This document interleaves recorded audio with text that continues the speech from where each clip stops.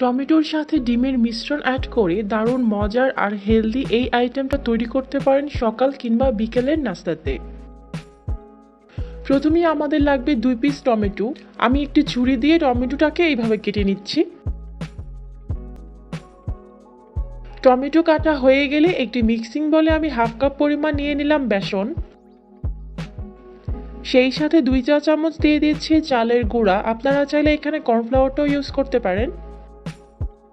স্বাদ মতো লবণটা দিয়ে দিলাম। হলুদ গুঁড়া দিয়ে দিচ্ছি 1/4 চা চামচ। ধনিয়া পাতা কুচি 2 টেবিল চামচের মতো। এরপর এখানে আমি 2টা ডিম অ্যাড করে দিচ্ছি। এখন এরকম একটি হ্যান্ড উইক্স দিয়ে সবকিছুকে খুব ভালো করে একটু মিশিয়ে নিব।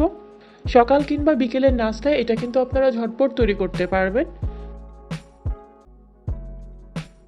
এই পর্যায়ে আমি সামান্য পরিমাণ পানি অ্যাড করে আবারও সবকিছুকে একটু মিশিয়ে নিব।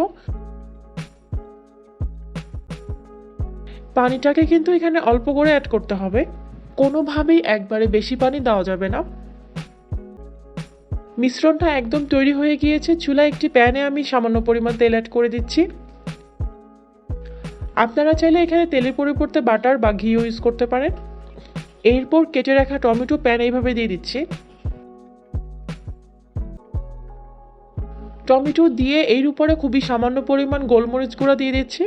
এই পর্যায়ে চুলার আঁচটাকে মিডিয়ামে রেখে টমেটোগুলোকে 2 থেকে 3 মিনিটের জন্য এক পাশ করে ফ্রাই করে নিব।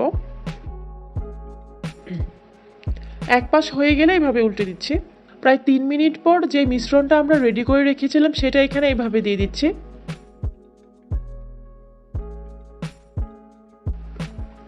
চুলার আঁচ এই পর্যায়ে একদম লোতে আছে। এখন আমি এতে সামান্য কিছু পেঁয়াজ কুচি এইভাবে উপর থেকে দিয়ে দিচ্ছি।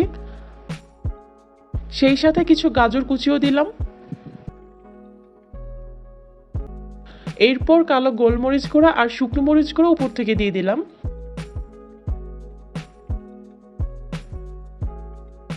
সব শেষে আমি অ্যাড করে দিচ্ছি মজারেলা চিজ।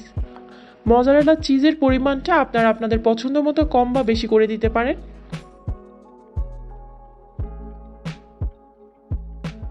এখন এটাকে ঢাকনা দিয়ে ঢেকে চুলার আঁচ একদম লোতে করে 10 থেকে 12 মিনিটের জন্য রান্না করে নিব। প্রায় 12 মিনিট পর আমি ঢাকনাটা খুলে দিচ্ছি। চুলার আঁচটা বন্ধ করে এটাকে আমি একটা প্লেটে সার্ভ করে নিচ্ছি।